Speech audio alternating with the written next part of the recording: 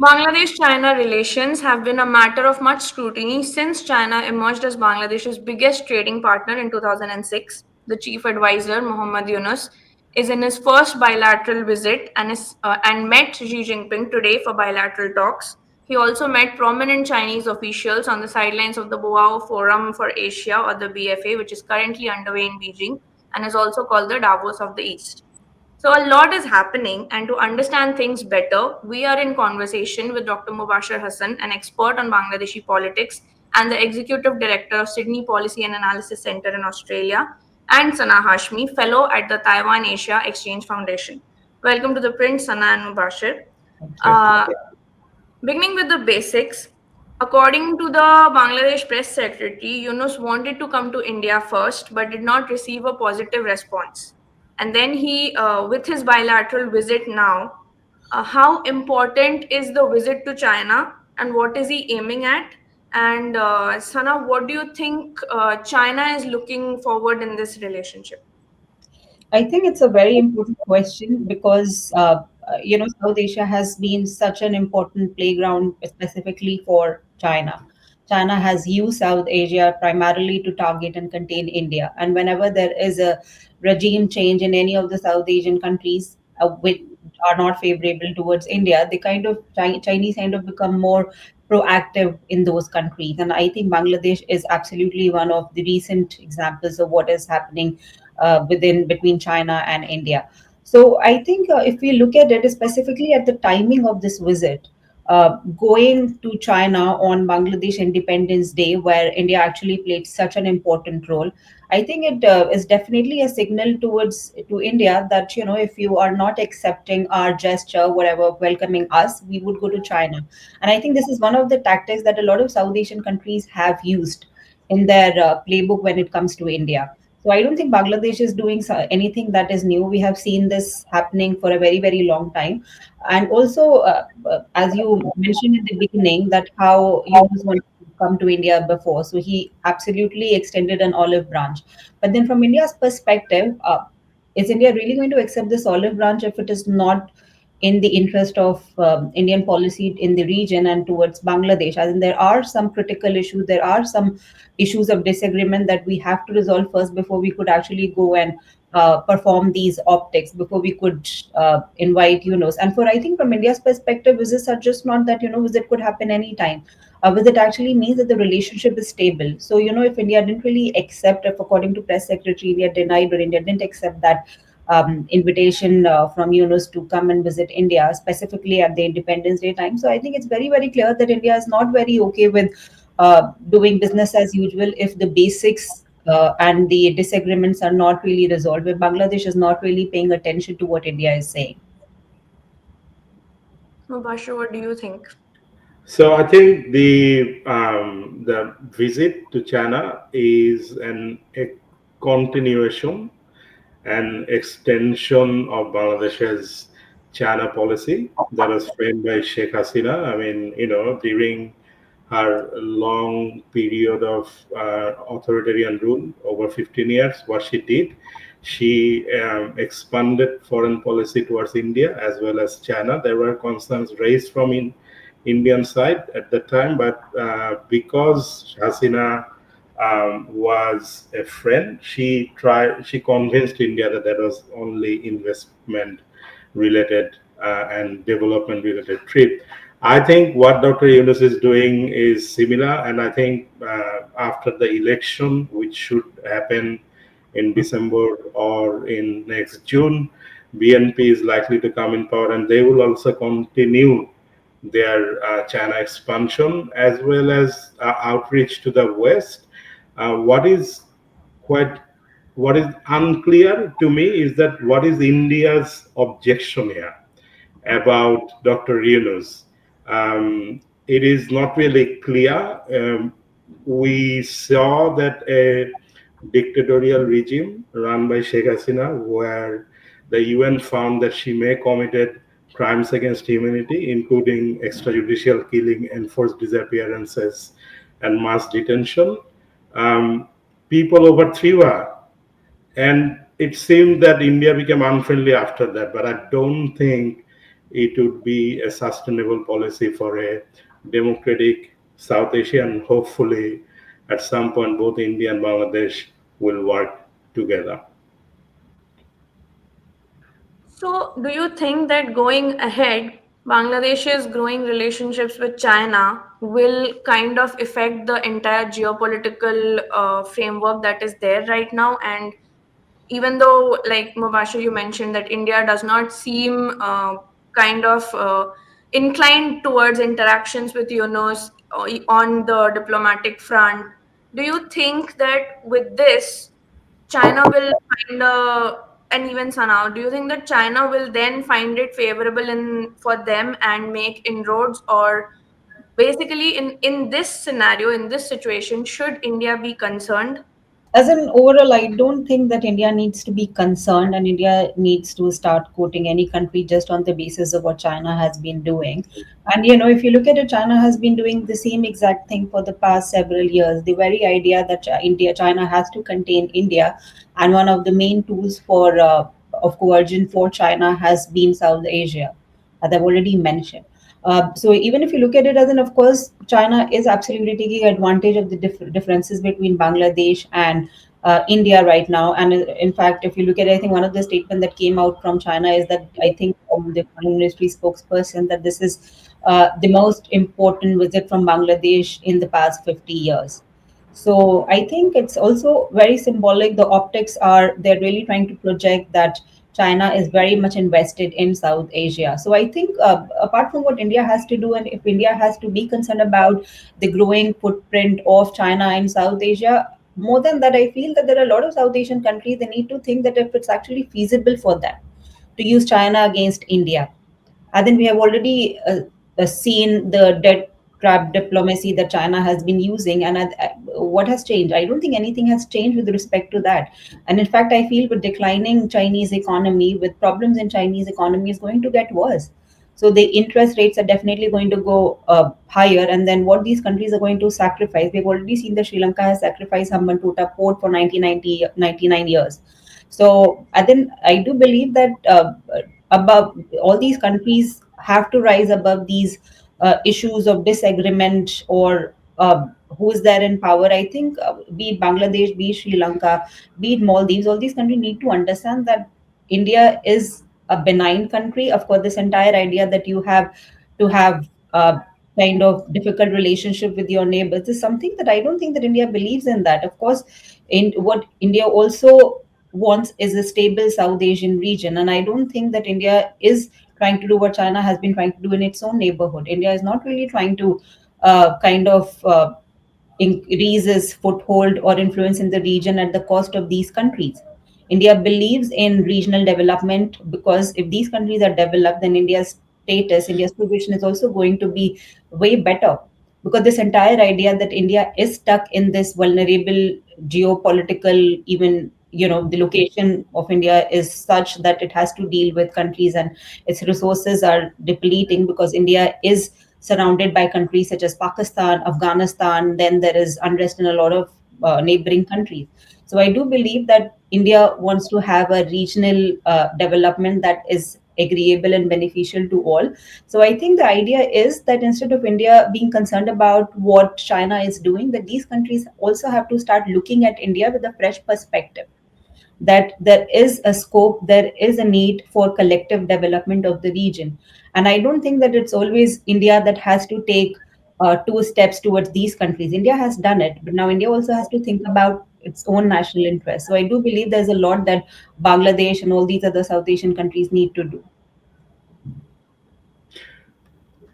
So I don't think there is any issues of concern should be raised in India. China is a business partner, as far as I understand, and also, um, one should point and note that China has invested much more on Sheikh Hasina's government than any other countries. So, in other words, China has supported an authoritarian regime, but because of its non-interference into Bangladeshi politics, it didn't ring that much of bell among any of the opposition parties. Whereas, for some reason, in Bangladesh, the perception is Sheikh Hasina was a poodle of Prime Minister Modi. Whether it is relevant perception or not a relevant perception, as we were discussing yesterday, that in Sheikh Hasina's home, when public vandalized on August 5, there was a wall writing that became viral in Bangladesh that uh, uh, wife of Modi has fled, which is very vulgar, but at the same time, it underpins that public perception. And I think, as far as my understanding, Professor Yunus, as well as the government that will come in next, would always continue to reach out to India. It is Bangladesh's interest to reach out to India because it's the biggest neighbor, it shares the biggest border, and it is also India's interest to perhaps start looking beyond Awami League and Sheikh Hasina. It invested too much in one party, it invested too much in one family, and I don't understand the logic of this foreign policy, but perhaps it would be great to put that behind and move forward together. And I think China will continue to invest, but I would also agree with Sana that we don't really know how much of these big pledges and how much of this big investment China and the promises they're making actually they're gonna inject how much money in future. These all are good for optics. These are all good for publicity, but it could also be part of a political campaign and so forth. So I would just say it's a continuation of ongoing complex geopolitical scenario we're saying, but it would be absolutely um, counter interest of Dr. Yunus to do anything that would make India concerned. And between all of this discussion and the ongoing trade war between China and US, do you think that the announcements that were made yesterday after Yunus met the director of the Export Import Bank of China, and he said that we will back Chinese private sector investments in Bangladesh, especially in the manufacturing sector, in a bid to use Dhaka as an export hub? What is China's policy here? What is it trying to do in relation with trade and manufacturing? In a way, is it trying to circumvent the entire debate and the concerns around the Trump's tariffs? And what does this mean for Bangladesh? Will it give them an edge over? Because Yunus yesterday said that Bangladesh, as far as he is concerned, is a great manufacturing hub and can be turned into a great manufacturing hub for Chinese interests. So how is China looking at these developments, and how is Bangladesh looking at these developments? I think it's an interesting proposition that China is doing, and I would assume that China is also doing the same thing with other countries who have supply base to the global export market. So I think they are envisioning that their direct export to America would come to face some sort of tariff imposition in the coming days. It is good for business overall. It's rather than defining it as a Chinese interest or as national interest. I think it's good for market. It's good for people. It's good for the supply chain of the global market. Obviously, it would generate a lot of employment in Bangladesh, but I would always be skeptic about big pledges because we don't really know that what is it out there. And also we should underpin that this big announcement that Yunus is making could also be a part of a campaign to reach out to India.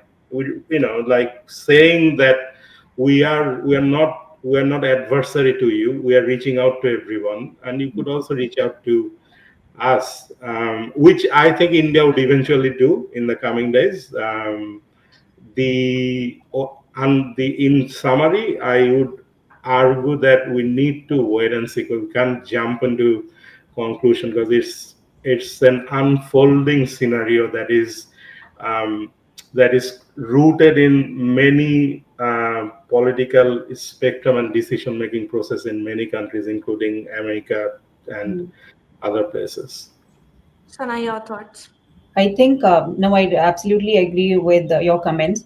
And I do believe that we are over analyzing what have been offered right now, because turning it into reality would take a lot of effort, would take a lot of investment. First of all, even though Chinese have deep pockets, we have to see that if Chinese are really willing to invest in Bangladesh economy as much, and giving them duty free access to their goods, and then I think they're also creating a competitor for their own self. And then investing in Bangladesh special economic zone is something, it's very good on paper. When you look at it specifically on TV, it just shows us a very different picture, especially when we are sitting in India and we are like, oh, this is actually happening against us. But then this is just an offer. We have to actually wait and see if it actually goes through. If China is really invested in making Bangladesh great and kind of supporting its economy, I really don't think that's going to happen, because the Chinese are going and making such comments and pledges everywhere.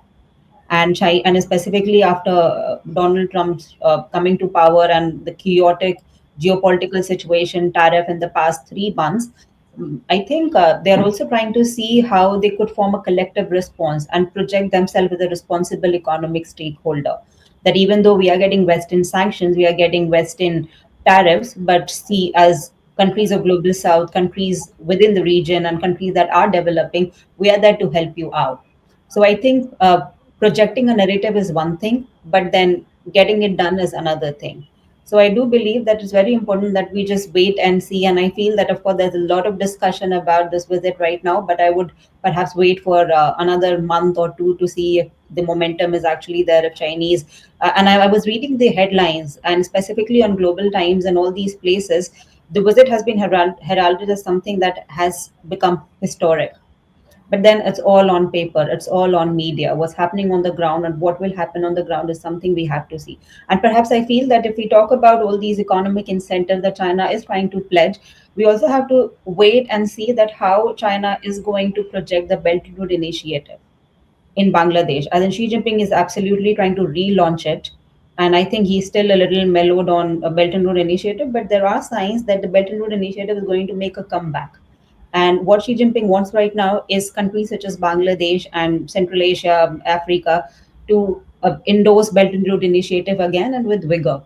So there are interests and stakes for China as well. But then all these pledges getting translated into action, and Bangladesh benefiting from this, I'm also little skeptical about this.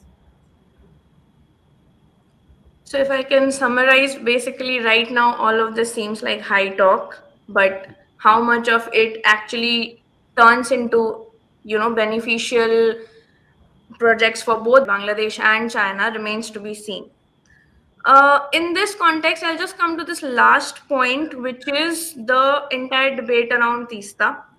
So, just for some context, Bangladesh has long sought its fair share of the river's water, but talks have been stalled. Now, China entered this issue 4 years ago with its own proposal, and in response, India at that point had proposed a similar plan to then Bangladeshi Prime Minister Sheikh Hasina during her 2024 visit to New Delhi, where it was agreed that India would send a technical team to Dhaka to discuss river management. Eventually, that did not happen. Now, the Teesta Barrage, which is located in Jalpaiguri district in West Bengal, is the last dam on the river before water flows downstream into Bangladesh. The current advisor to the Bangladesh interim government, Asif Mahmood, has stated that Dhaka aims to use diplomatic pressure on India to release water from the barrage during lean months. Now, the interim Bangladesh government currently seems open to China executing the project, which would give China an edge in regional hydro diplomacy as well. And Bangladesh in February held a public hearing on it. What are your thoughts on this? Uh, this kind of a development, and with the whole hydro diplomacy, and with India, Bangladesh, and China, what do you think this will lead to? And there are also suggested reports about Teesta being discussed in the meetings that Yunus has with Chinese officials and diplomats and executives. Do you think this will be a point of concern going ahead? I think for India is absolutely a concern, but then I think from Bangladesh perspective as well, I don't think the Chinese hydro diplomacy has been a success. And if you look at India's example, Brahmaputra. Then China is dominating the rivers where it is an upper riparian country. So, building of dams and what's happening in Tibet, what's happening with India. So I think Bangladesh has to take a lesson. Instead of giving its water sovereignty to China very easily without even getting India involved in it, and then I feel that this is an issue that India has to be involved. And I think Bangladesh also just including China and being very excited about this comprehensive agreement that could take place. I don't think it's also very feasible and beneficial to Bangladesh. And I think it's the river is actually beneficial. It's very important for Bangladesh as well as for India. And relying on China for its hydro diplomacy and thinking that it's just going to be very good for us is something that perhaps it's just not going to play well for Bangladesh. So I do believe that it's very important that no matter, despite differences, despite whatever issues India and Bangladesh have right now, what Bangladesh could do right now is to reach out to India, at least on the issue of Teesta. And without India, I don't think there is any agreeable or beneficial arrangement that could actually happen. I just want to add that perhaps the underlying reason why Bangladesh has reached out to China is that there is a sense, also is a fact, that Bangladesh did not receive the fair share of water from the Teesta River, and it has been an issue of discussion even during India's favorite most favorite Prime Minister Sheikh Hasina. She couldn't bring that water to India. So perhaps entrance of China into this scenario is complicated, but at the same time, I do not think that it is a feasible idea for Bangladesh to ignore India, because that water flow comes through India to Bangladesh. Whether the interest of China would change that dynamics in terms of the water flow would be a thing that we would need to observe in the coming days. Thank you. Right. That's it. Thank you so much. That it was wonderful talking to both of you, and it was extremely insightful. Thank you so much for joining the print. Thank you. Thank you for inviting. Thank you.